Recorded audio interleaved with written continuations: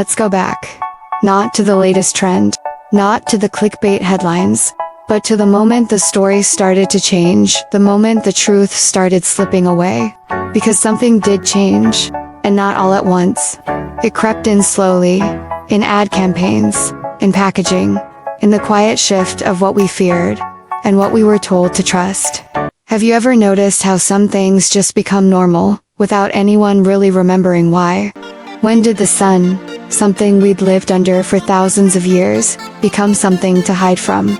And why did that shift happen when it did? This isn't about blame. It's about looking closer, lifting the curtain, and asking, what if the story we were told wasn't the full story? It's funny, because I don't remember being warned about the sun. I remember baby oil, tinfoil reflectors, laying out for hours and comparing tans with friends. Nobody told us it was dangerous. The goal was to get as brown as possible before school started again. Now, if you dig into the history, you'll see some early medical papers warning about sun exposure as early as the 60s. In the 70s, terms like photogene started appearing. And by the 80s, there were a few campaigns, a few products with higher SPF. But still, sunscreen wasn't a habit yet. Tanning was. The big shift didn't hit most of us until the 90s. That's when sunscreen became daily. That's when the sun causes cancer became something you heard in school, at the doctor, in AD. But before that, it was all about the glow. So, what changed? Why did the messaging flip so hard, so fast? And why then? So, let's look at the bigger picture. Because skin cancer didn't suddenly explode in the 1940s or 50s, when everyone was tanning in baby oil. It didn't even spike during the golden age of sunbathing in the 70s. The real surge started after the fear set in, which raises a question most people never ask. If we were avoiding the sun more than ever, why was skin cancer still rising? In the 1930s, cancer registries barely even mentioned skin cancer. By the 50s and 60s, it was being tracked, but not as a major threat. No panic. No public health campaigns. But in the 80s, and especially the 90s, right when sunscreen became a daily habit, and the fear of the sun became mainstream, rates of skin cancer started to climb. Steadily. And then rapidly. By the early 2000s, skin cancer was the fastest growing form of cancer in the United States. So again, what changed? We were wearing sunscreen. We were staying indoors. We were warned, educated, protected. And yet the numbers kept rising. That doesn't mean sun exposure isn't a factor, but maybe it isn't the only factor. Maybe the sunscreen itself matters. Because many of the products we were using, especially in the 80s and 90s, were loaded with compounds like oxybenzone, avobenzone, and some of these can become reactive under UV light, generating free radicals instead of protecting us from them. They're also endocrine disruptors, and they've already been banned in places like Hawaii because of their effect on coral reefs and concerns about human health. So maybe what we put on our skin matters as much as how long we're in the sun. Maybe something else changed too.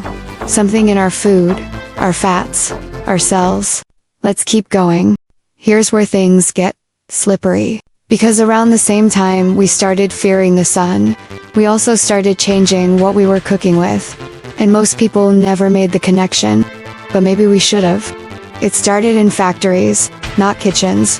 1907, cottonseed oil was used to lubricate machines, not feed people. Then, in 1911, Crisco hit the shelves, marketed as clean, modern, and progressive. Hydrogenated cottonseed oil for machines, now a cooking fat. By the 1940s, seed oils were sold as the healthy alternative to butter and lard. By the 70s, they had replaced tallow in fast food. And by the 80s and 90s, they were everywhere.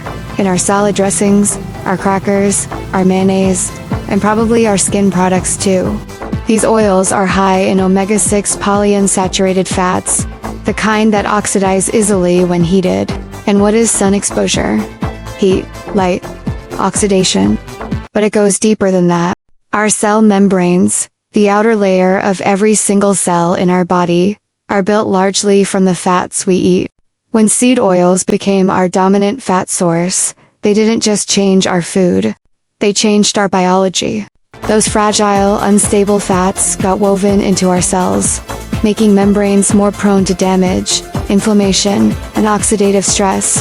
And when a damaged cell can't communicate properly or repair itself, that's one way cancer can begin. We weren't just eating seed oils.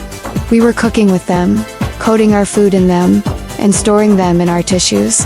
And when UV rays hit those unstable fats in our skin, let's just say, it might not be the sun's fault alone, because the timing lines up. The rise in seed oils, the fear of sun, and then skin cancer. What if it wasn't just about what we put on our skin, but what we'd been building our skin out of? Now, maybe you're wondering, can it really be that simple? Can seed oils really play a role in something as serious as skin cancer? And the truth is, it should be questioned. Because this isn't about shouting, this is the cause. It's about looking at patterns, asking better questions, and noticing what changed when it changed. If someone challenges this, good. That means the conversation is alive. And that's what this series is for. It's not here to hand you a final answer. It's here to show you what's been hiding in plain sight. And once you see that pattern, you start seeing it everywhere. Not just in skin cancer, but in our weight, our energy, our resilience, in the slow, steady decline of health that hit everyone, all at once. So let's zoom out even further. Let's look at what happened next. Because by the 90s, it wasn't just skin cancer rising. It was everything. Autoimmune conditions, metabolic disorders, obesity, and not just in one group. Not just in adults, not just in kids. Everyone. It was like the whole system cracked. The timeline tells the story. By the 1970s, high fructose corn syrup and ultra-processed foods were everywhere. We swapped butter for margarine. Eggs were bad. Cholesterol was dangerous. And fat was the enemy. The 1980 dietary guidelines told us to go low-fat, and we did. But instead of getting healthier, we got sicker.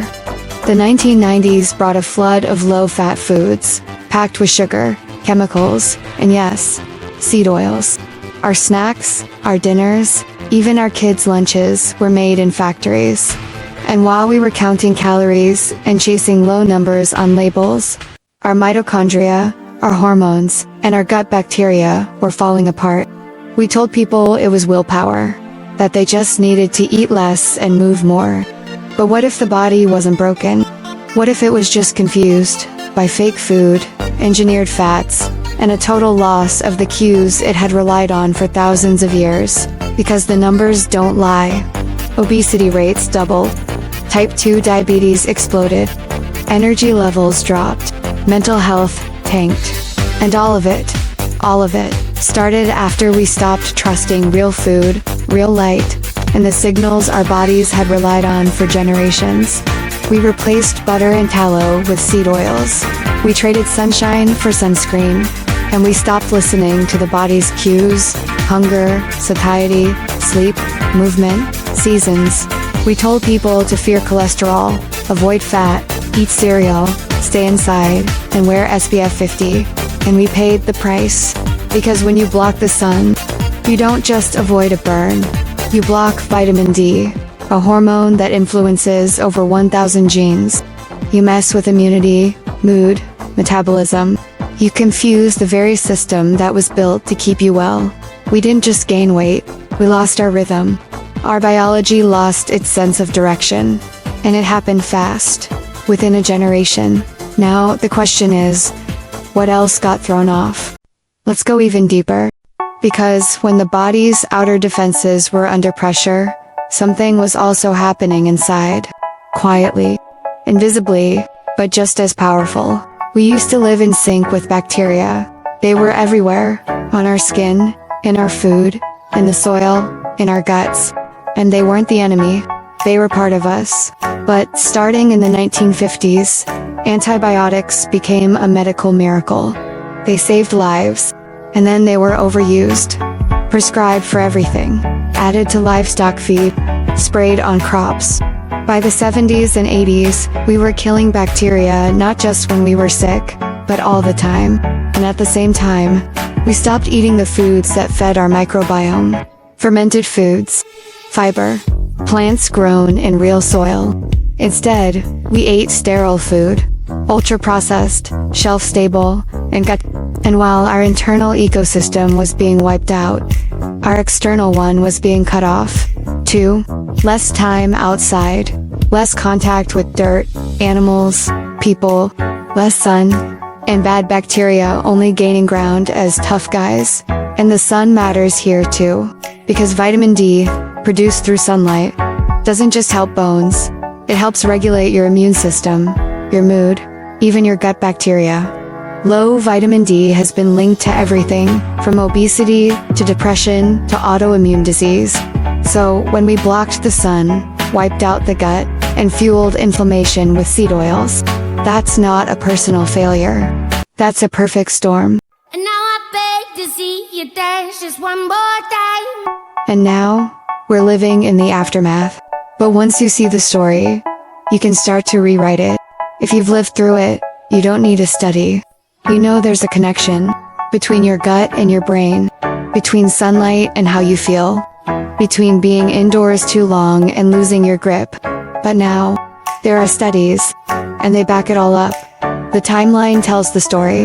In the 1950s, mental health was institutional. Sedatives, shock therapy, closed doors. By the 1980s, new labels arrived. Depression, anxiety, bipolar. We stopped hiding it, but we started medicating it. Prozac hit in '87, and everything changed. Suddenly, mental health was chemical, treatable, marketable. But no one asked what changed around us. By the 90s and 2000s, the rates were climbing fast.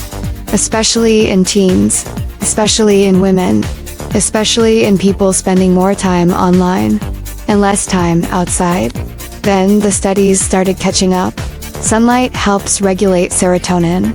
Vitamin D plays a role in mood, energy, and brain health. And the microbiome, it doesn't just affect digestion, it makes neurotransmitters. It communicates with the brain. We wiped out our gut bacteria with antibiotics. We blocked the sun. We lived indoors, under artificial light, scrolling artificial lives. And then we wondered why we felt off. If you've ever lived through anxiety, depression, fog, panic, you know it's not just in your head. It's in your body. Your neurotransmitters, your circadian clock, your microbiome. And when all of that gets disrupted at once, that's not mental illness. That's environmental collapse, inside the mind. So now that you've seen the timelines, what do you think? Because this wasn't one bad decision. It wasn't one product or one policy. It was a cascade, a cultural shift, a quiet trade-off that happened over decades. We traded sunlight for SPF, butter for seed oil, soil for sanitizer, rhythms for routines, and we trusted that the science would save us. But maybe the science didn't lie. Maybe we just asked the wrong questions. Because we didn't lose our health overnight. We lost it in pieces, one message at a time, one substitution at a time, one new normal at a time. But if the body knows how to break, then it knows how to heal. And healing starts by remembering. Keto and fasting. Been there, done that. Yes, that didn't fix a thing. Keto and fasting. Not a thing.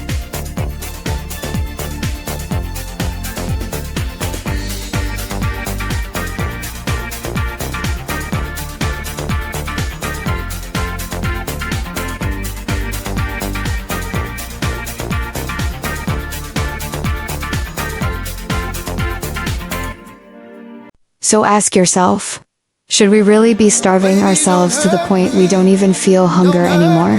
Should we be taking melatonin to fall asleep, instead of just getting morning sunlight?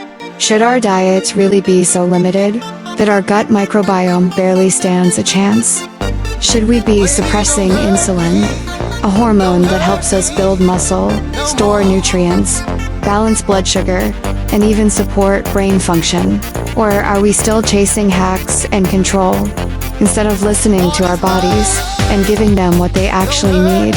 Drop down in the comments. Did keto and fasting actually help you? Or did it lead you somewhere you didn't expect?